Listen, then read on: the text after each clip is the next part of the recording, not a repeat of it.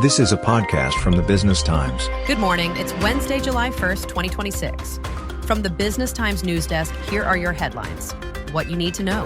South Korea smashes export records, 70.9% growth in June, and the first time monthly exports have ever crossed $100 billion. Iran refuses to meet U.S. envoys in Doha, saying basic ceasefire terms must be resolved first. Singapore's HDB resale prices fall for a second consecutive quarter in Singapore.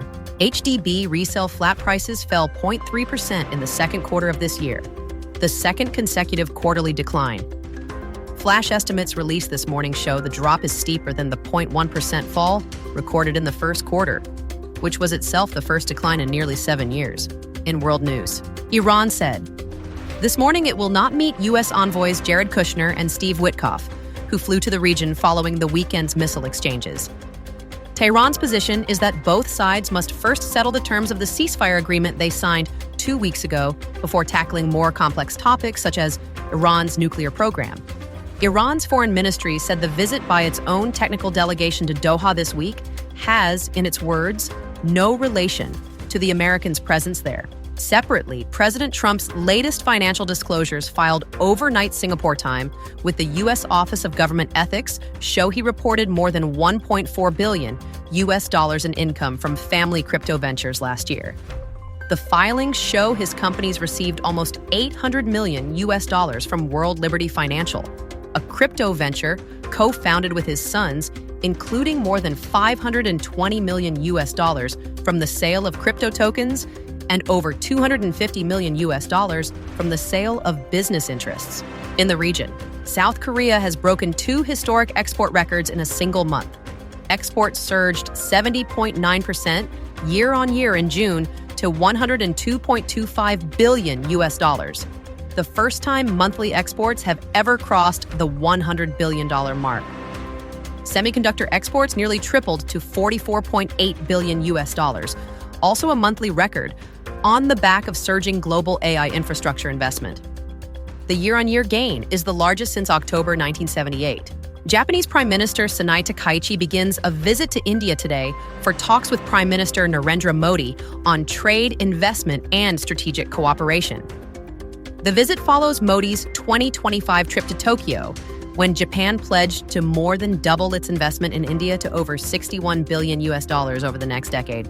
Indonesian prosecutors are seeking up to 10 years jail for 19 defendants in one of the country's largest baby trafficking cases, accused of selling at least 34 infants between 2023 and 2025, at least 12 of whom were sent to Singapore at prices between 14,500 and 18,000 Singapore dollars per child. In companies and markets, the yen fell to a fresh 40-year low of 162.77 against the U.S. dollar early this morning Singapore time, as traders braced for a key U.S. jobs report and priced in an imminent Federal Reserve rate hike. Japanese authorities have not yet intervened despite the yen falling well below levels that triggered action earlier this year. Asian equities rose, lifting the MSCI Asia Pacific Index 0.3%, capping what was their best quarter in 17 years. The gains followed a tech-led rally on Wall Street, overnight Singapore time, where the S&P 500 rose 0.8%, while the Nasdaq climbed 1.7%, and a semiconductor gauge posted a record quarterly advance. Brent crude edged 0.7% higher to around $73.50 a barrel. And stocks we're watching include Parkway Life Right, Jumbo Group, Value Max, and Fraser's Centerpoint Trust. The real estate investment trust, Right, is divesting White Sands Mall for $467 million, which represents an 8.4% premium over a May 31st independent valuation. The divestment of the Pasir Ris Mall is expected to be completed around September 30th. For updates throughout your day, visit bt.sg. And don't forget to check in with our wrap podcast, Market Focus Daily, at 6 this evening for the day's market movements.